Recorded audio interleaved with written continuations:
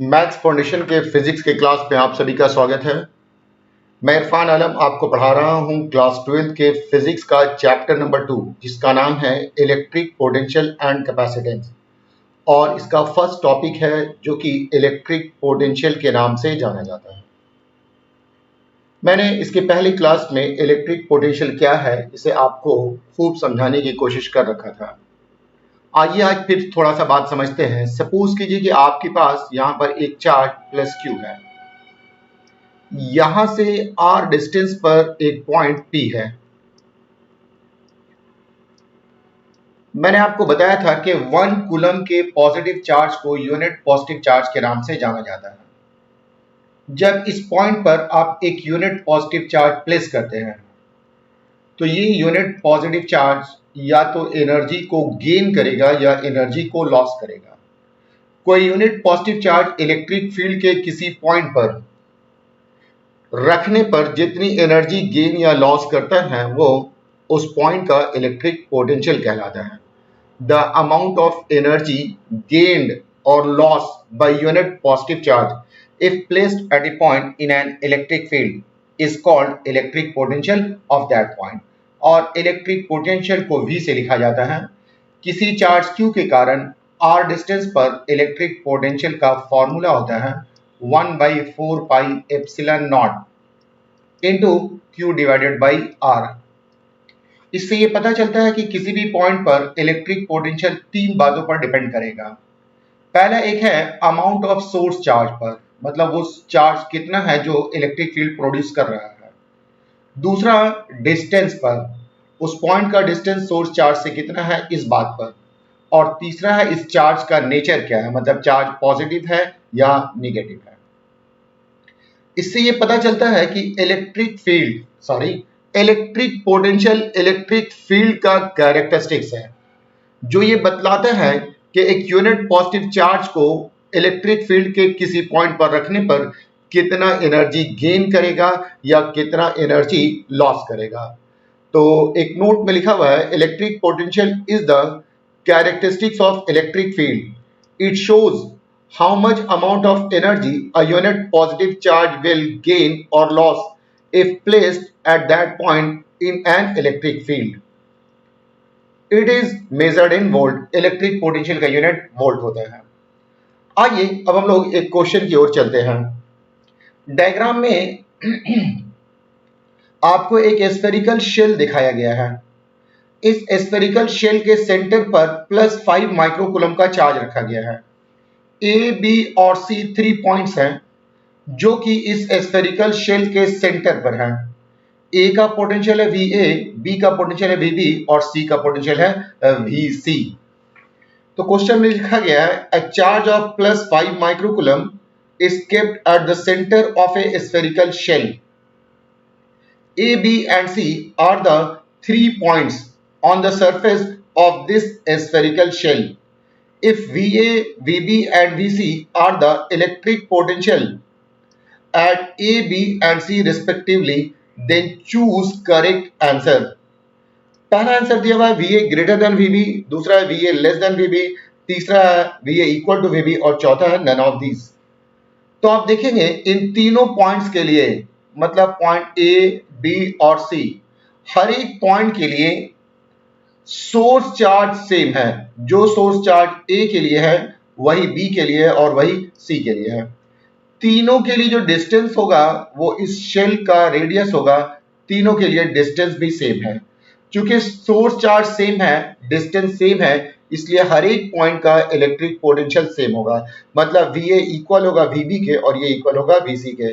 तो इस क्वेश्चन का आंसर हो जाएगा 3rd। तो इस बात से ये पता चला कि सोर्स चार्ज से बराबर दूरी पर इलेक्ट्रिक पोटेंशियल का वैल्यू सेम होता है। इस प्रॉपर्टी को कहा जाता है स्फेरिकल सिमेट्री।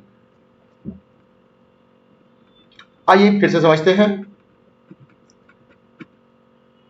एक टर्म जिसका नाम है स्फेरिकल सिमेट्री।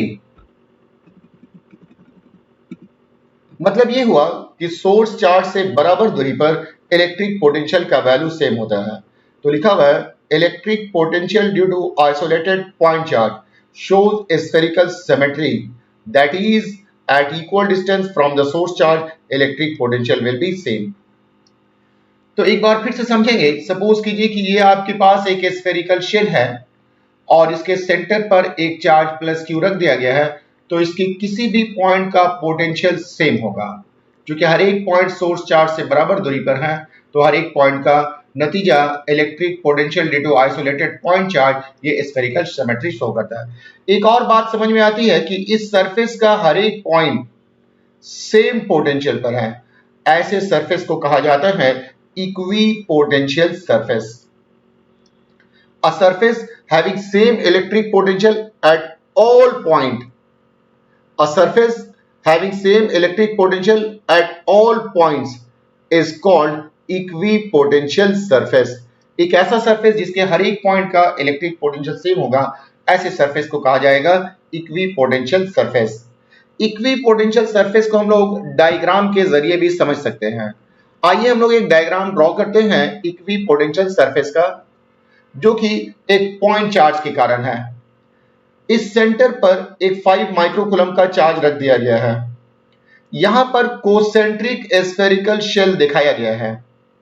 ये वाला शेल नंबर 1 है। शेल नंबर 1 के हर एक पॉइंट का पोटेंशियल सेम होगा। मान लिया जाए कि ये 10 वोल्ट है। जब आप शेल नंबर 2 पर चले आएंगे तो सोर्स चार्ज से आप दूर चले गए हैं, इसके हर एक पॉइंट का पोटेंशियल सेम होगा, मतलब हर एक पॉइंट का पोटेंशियल 8 वोल्ट होगा।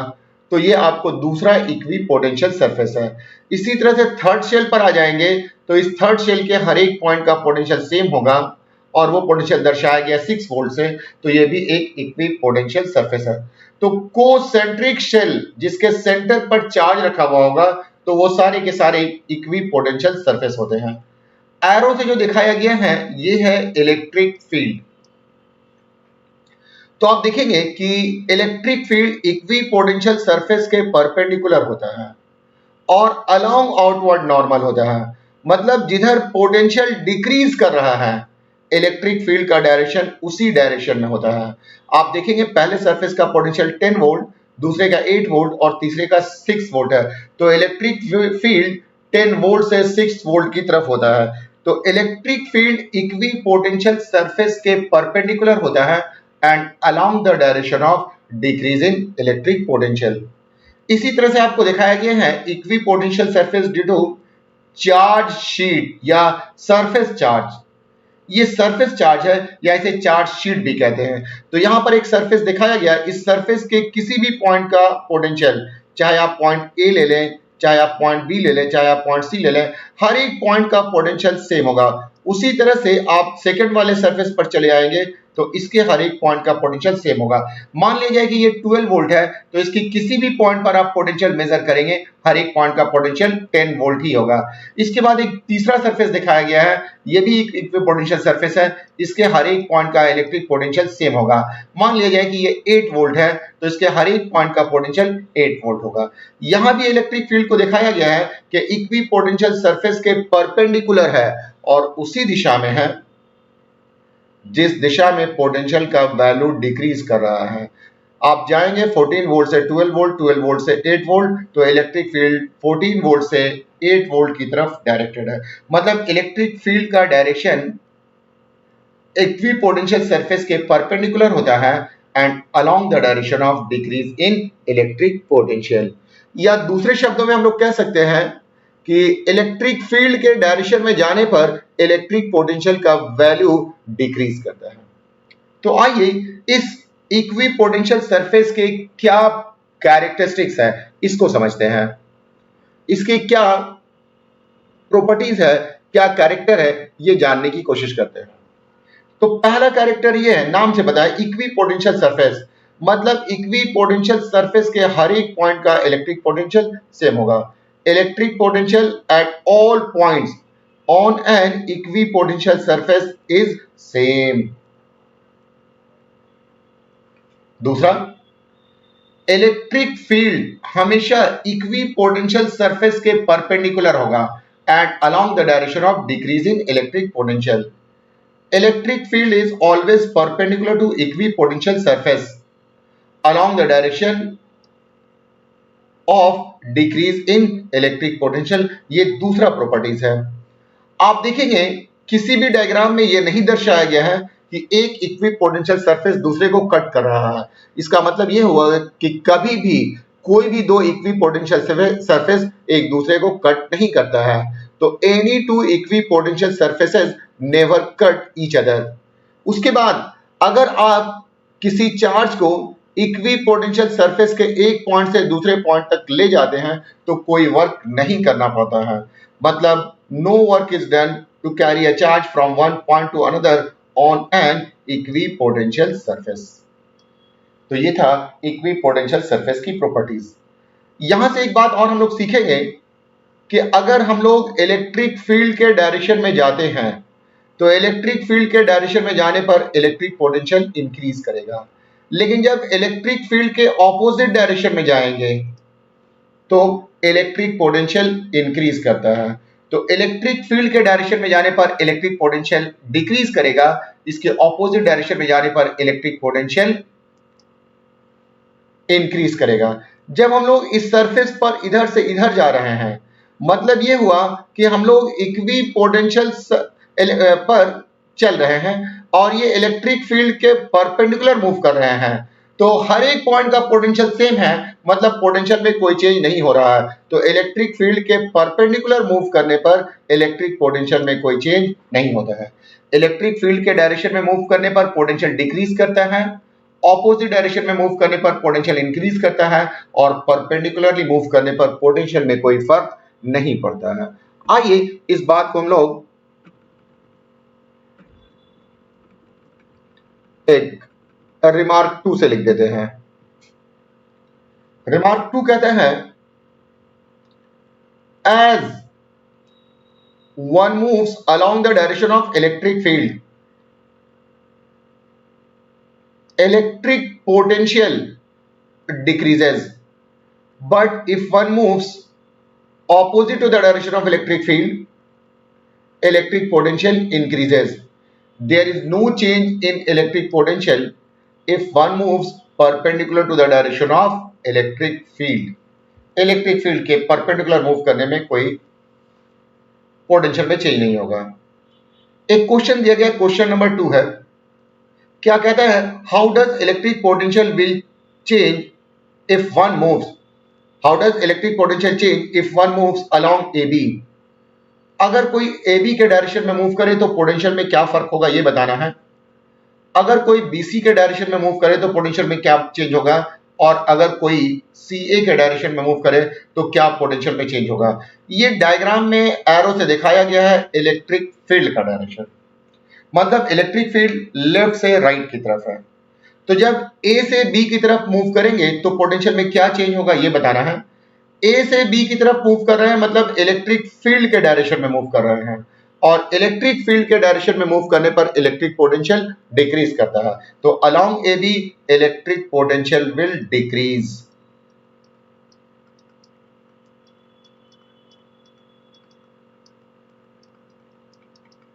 Will decrease. अब सेकंड में पूछा गया है, अगर बीसी में जाएंगे तो क्या पोटेंशियल में चेंज होगा।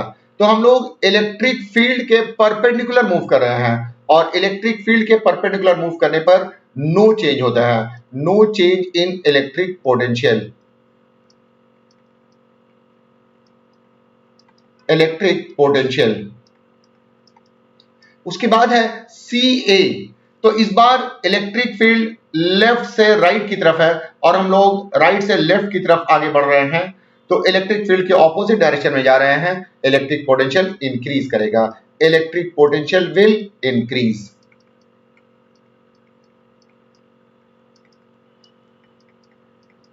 Will increase. दूसरे क्वेश्चन में पूछा गया है कि अगर हम लोग ए से बी पर जाएं, बी से सी पर जाए और सी से ए पर आ जाए तो पोटेंशियल में क्या चेंज होगा। What is net change in electric potential round the close path A B C D. आप देखेंगे जहां से आपने जर्नी स्टार्ट किया था वहीं पर जाकर के आप जर्नी खत्म कर रहे हैं, मतलब यहां से यहां, यहां से यहां, यहां से यहां आएंगे तो फिर आप जिस पोटेंशियल से स्टार्ट किया था उसी पोटेंशियल पर पहुंच जा रहे हैं, मतलब ये हुआ कि पोटेंशियल में कोई चेंज नहीं होगा।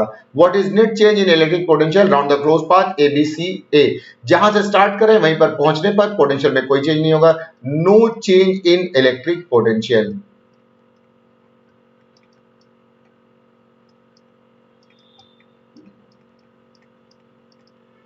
अब आप देखेंगे ए से बी, बी से सी और सी से ए में आए हैं और एक क्लोज पाथ में आपने ट्रैवल किया है, पोटेंशियल में कोई चेंज नहीं हुआ है, मतलब आपको कोई वर्क नहीं करना पड़ा है। ऐसे फील्ड को कहा जाता है कंजर्वेटिव फील्ड। एक ऐसा फील्ड जिसमें work done round the close path zero हो, ऐसे फील्ड को कंजर्वेटिव फील्ड के नाम से जाना जाता है। क्या लिखा है? Conservative field. A vector field in which work done round the closed path is zero is called conservative field. Example के तौर पे इलेक्ट्रिक फील्ड कंजर्वेटिव फील्ड है, मैग्नेटिक फील्ड कंजर्वेटिव फील्ड है और ग्रेविटेशनल फील्ड कंजर्वेटिव फील्ड है। तो ये था क्वेश्चन नंबर 2। आइए नेक्स्ट हम लोग बात करेंगे क्वेश्चन नंबर 3 में। क्वेश्चन नंबर 3 ये कहता है कि A and B are 2 points at a distance 10 cm and 30 cm from a charge of 1 nanocoulomb. Calculate electric potential at A and B. पहले इसका डायग्राम बना लें। यहां पर एक चार्ज रखा हुआ है, मान लिया जाए कि ये पॉइंट A है और यहां पर चार्ज 1 नैनोकूलम का रखा हुआ है। एक पॉइंट है A और दूसरा पॉइंट है B। A का डिस्टेंस 10 सेंटीमीटर है और B का डिस्टेंस 30 सेंटीमीटर है। तो हम लोगों को बताना है कि A पर का पोटेंशियल कितना होगा और B पर का पोटेंशियल कितना होगा। तो चार्ज दोनों पॉइंट के लिए सेम है और वो +1 नैनोकूलम का है, मतलब +1 × 10⁻⁻⁹ कूलम। RA ये 10 सेंटीमीटर है और सेंटीमीटर को मीटर में लिखना होगा। सेंटीमीटर को मीटर में लिखने के लिए 10⁻⁻² से मल्टीप्लाई करना पड़ेगा, तो ये हो जाएगा 1 × 10⁻⁻1 मीटर। RB, B का जो डिस्टेंस है वो 30 सेंटीमीटर है, तो ये 30 × 10⁻⁻² मीटर। इसे आप लिख सकेंगे 3 × 10⁻⁻1 मीटर। अब आपको मालूम करना है A पर का पोटेंशियल क्या होगा और B पर का पोटेंशियल क्या होगा। तो पोटेंशियल का फॉर्मूला होता है A पर का potential VA = 1/4πε0 into Q divided by RA। 1/4πε0 का न्यूमेरिकल वैल्यू 9 × 10⁹, Q का वैल्यू दिया हुआ है 1 × 10⁻⁻9 डिवाइडेड बाई RA का वैल्यू है 1 × 10⁻⁻1, इतना वोल्ट हो जाएगा। तो आप देखेंगे 10⁻9 और 10⁻⁻9 ये कैंसिल हो जाएगा, ये 9 × 10⁻⁻1 है, ऊपर जाकर के +1 हो जाएगा, इतना वोल्ट, मतलब हो जाएगा 90 वोल्ट। तो A पर का पोटेंशियल हो जाएगा 90 वोल्ट।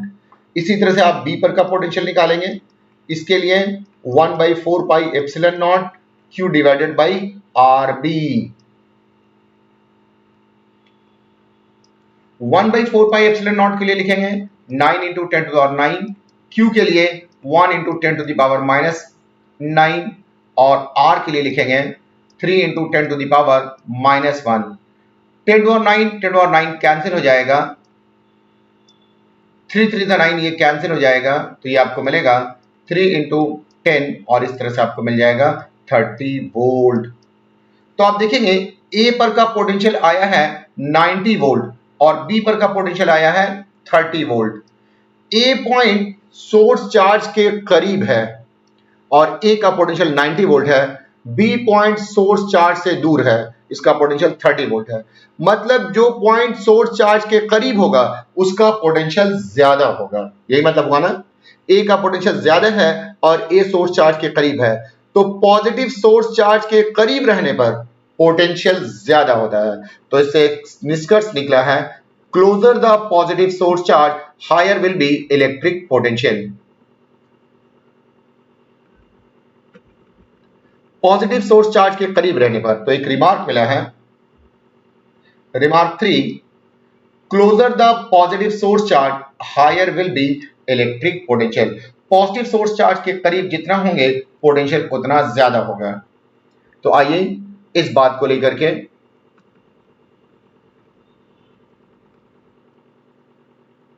एक दो प्रॉब्लम सॉल्व करते हैं। क्वेश्चन है A, B and C are the 3 points at a distance RA, RB and RC such that RA is less than RB is less than RC from a charge of plus 5 microcoulomb. If VA, VB and VC are the electric potential at A, B and C respectively, then choose correct answer. 3 points है, एक A है, दूसरा B है और तीसरा C है। A का distance है RA, B का डिस्टेंस है RB और C का डिस्टेंस हो जाएगा RC। और कह दे गया है कि RA is less than RB is less than RC। इसका मतलब हुआ कि पॉइंट A सोर्स चार्ज के, ये चार्ज का वैल्यू 5 माइक्रोकूलम का है, ये प्लस 5 माइक्रोकूलम। तो यहां आप देख रहे हैं कि पॉइंट ए सोर्स चार्ज के सबसे करीब है, तो सोर्स चार्ज के जितना करीब रहेंगे, आई एम सॉरी ये दूसरा क्वेश्चन था, आई एम सॉरी ये अलग क्वेश्चन है, क्वेश्चन नंबर 5 है। आइए फिर से देखते हैं। A, B and C are the 3 points at a distance RA, RB, RC such that RA less than RB less than RC from a charge of 5 microcoulomb. If VA, VB and VC are the electric potential at A, B and C respectively, then choose correct answer. इसके लिए diagram बना लेते हैं। एक point है, यहां पर 5 microcoulomb का चार्ज रखा हुआ है। A एक पॉइंट है, B दूसरा पॉइंट है और C तीसरा पॉइंट है। A पर का पोटेंशियल VA, B पर का पोटेंशियल VB और C पर का पोटेंशियल VC है। A का डिस्टेंस है RA, B का डिस्टेंस है RB और C का डिस्टेंस है RC। तो आपसे पूछा गया है VA greater than VB greater than VC, VA equal to VB equal to VC, VA less than VB less than VC। तो आप देखेंगे कौन सा पॉइंट सबसे करीब है, तो पॉइंट A सोर्स चार्ज के सबसे करीब है। इसका मतलब हुआ कि इसका पोटेंशियल सबसे ज्यादा होगा, उसके बाद ये पोटेंशियल होगा, उसके बाद ये पोटेंशियल होगा, मतलब VA बड़ा होगा VB से और बड़ा होगा VC से। ये आपको इसका आंसर 1 हो जाएगा। आइए नेक्स्ट क्वेश्चन की ओर चलते हैं। अगला क्वेश्चन आपको बताया गया है, एक चार्ज है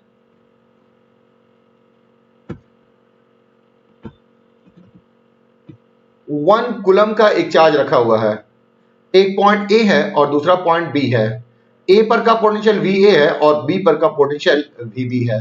तो आपसे पूछा गया what is the sign of VB minus VA। VB minus VA का साइन बताना है। तो आप इस डायग्राम से देख रहे हैं कि A पॉइंट सोर्स चार्ज के करीब है।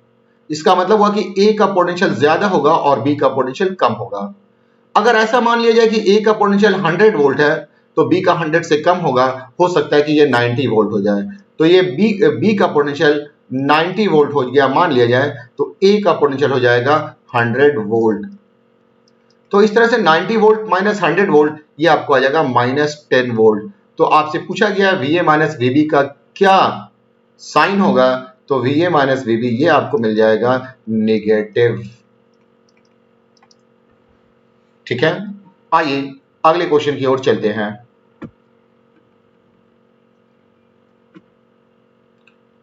इस बार क्या दिया हुआ है, A and B are the 2 points at a distance 30 cm and 90 cm from a charge of minus 5 nanocoulomb. Calculate electric potential at these points. 2 point है,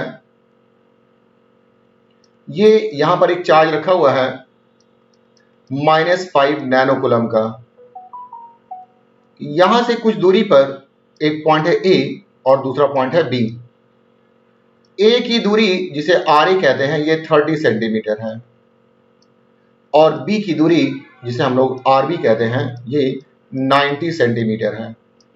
तो हम लोगों को बताना है कि ए पर का पोटेंशियल क्या होगा और बी पर का पोटेंशियल क्या होगा। मान लिया जाए कि ए का पोटेंशियल वी ए है और बी का पोटेंशियल वी बी है।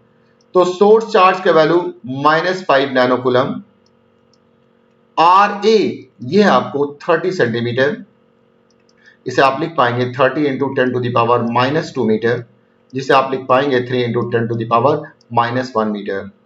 आर बी का वैल्यू दिया हुआ है, आर बी का वैल्यू है 90 सेंटीमीटर, इसे आप लिख पाएंगे 9 इंटू 10⁻⁻2 मीटर, मतलब 9 इंटू 10⁻⁻1 मीटर। तो आपको मालूम करना है VA का वैल्यू क्या होगा और VB का वैल्यू क्या होगा, ये दोनों मालूम करना है। तो वही VA का formula VA is equal to 1/4 pi epsilon naught Q divided by RA। तो 1/4 पाई एप्सिलॉन नॉट का वैल्यू 9 इंटू 10⁹, Q का वैल्यू हो जाएगा -5 इंटू 10⁻⁻9 डिवाइडेड बाई RA का वैल्यू है 3 into 10⁻⁻1। 10 to the plus 9 10⁻⁻9 cancel हो जाएगा, आप 3 3 9 ये कैंसिल हो जाएगा, 5 को 15 से मल्टीप्लाई करेंगे तो -15 इंटू ये 10⁻⁻1 ऊपर चला जाएगा तो -150 वोल्ट हो जाएगा। मतलब ए पर का जो पोटेंशियल होगा वो -150 वोल्ट। अब आप देखेंगे बी पर का पोटेंशियल, तो ये हो जाएगा 1/4 pi epsilon naught into Q divided by R B. 1/4 pi epsilon naught का value 9 into 10⁻9 into -5 into 10⁻⁻9 divided by R B का वैल्यू है 9 इंटू 10⁻1। तो 10 और प्लस 9 और -9 कैंसिल, ये 9 और 9 कैंसिल, तो -5 इंटू 10 इतना वोल्ट हो जाएगा, मतलब -50 वोल्ट हो जाएगा। तो बी पर का जो पोटेंशियल होगा वो -50 वोल्ट होगा और ए पर का पोटेंशियल होगा -150 volt.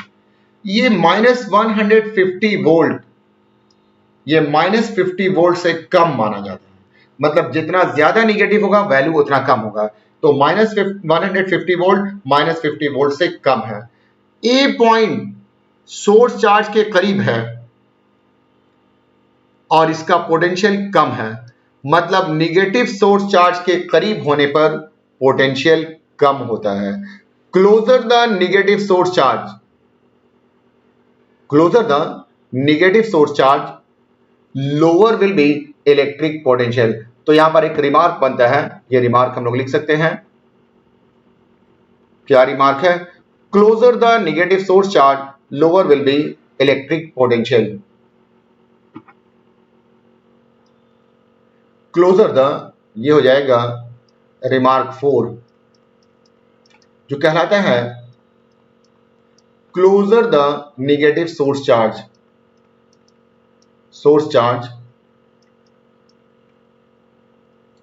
lower will be electric potential, will be electric potential। तो यहां से आपको यह पता चला, फिर से देख लें, यहां से आपको यह पता चला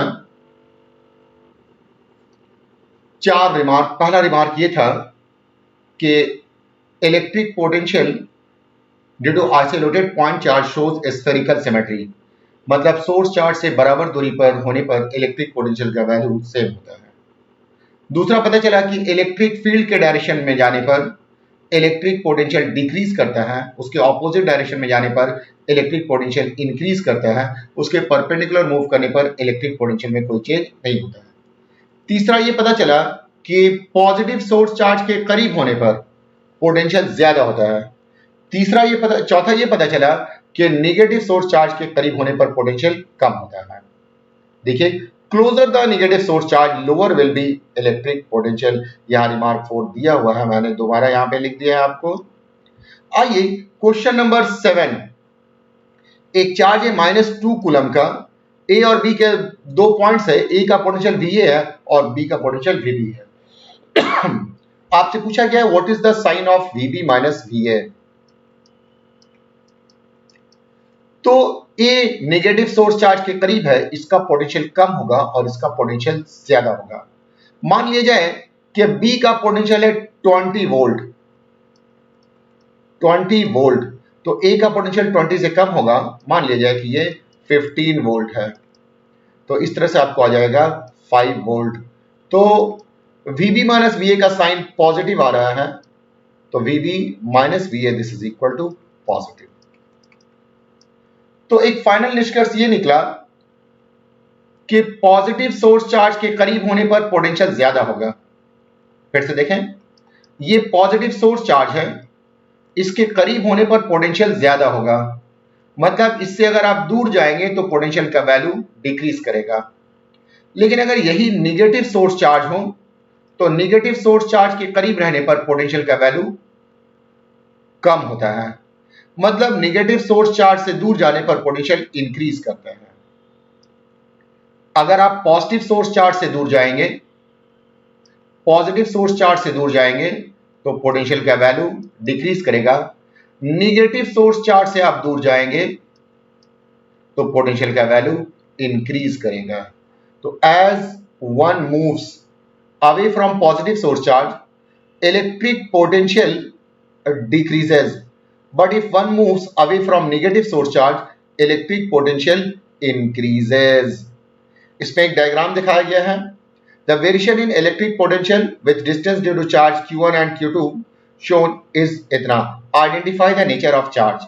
दो चार्ज है, ये आपको थोड़ा सा मिस्टेक है, ये θ1 नहीं है बल्कि ये Q1 है और ये Q2 है।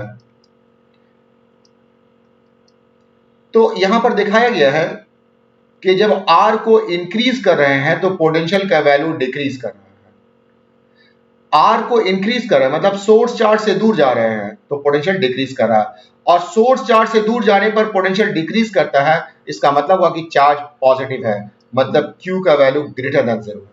इसमें दिखाया गया है कि सोर्स चार्ज से दूर जा रहे हैं तो पोटेंशियल इंक्रीज कर रहा है, और ये सोर्स चार्ज से दूर जाने पर पोटेंशियल इंक्रीज करता है। ऐसा नेगेटिव चार्ज के केस में होता है, मतलब Q2 का वैल्यू जो होगा वो लेस देन 0 होगा, मतलब वो नेगेटिव होगा। तो ये था सेकंड लेक्चर्स इलेक्ट्रिक पोटेंशियल के बारे में।